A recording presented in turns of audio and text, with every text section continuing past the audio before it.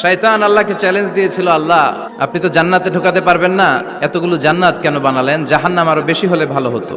আল্লাহ বললেন কেন? শয়তান বলে, আল্লাহ এই সবগুলারে আমি ওয়াসওয়াসা দিয়ে মুনাফিক বানিয়ে নাস্তিক বানিয়ে জাহান্নামে ঢুকাবো। আমি চ্যালেঞ্জ দিলাম, ডান দিক থেকে ধোকা দেব, বা থেকে, সামনে থেকে, পেছন থেকে, রগের শিরা উপশিরায় ঢুকে, মাজরার দাম যেখান দিয়ে রক্ত চলাচল করে ওখানে ঢুকেও আমি ধোকা দেব। তো আপনি জান্নাতে ঢুকাবেন কেনমে? আল্লাহ বললেন তুমি আমারও চ্যালেঞ্জ দাও, এত বড় সাহস? ওকে ডান, আমিও তোমার চ্যালেঞ্জ নিলাম।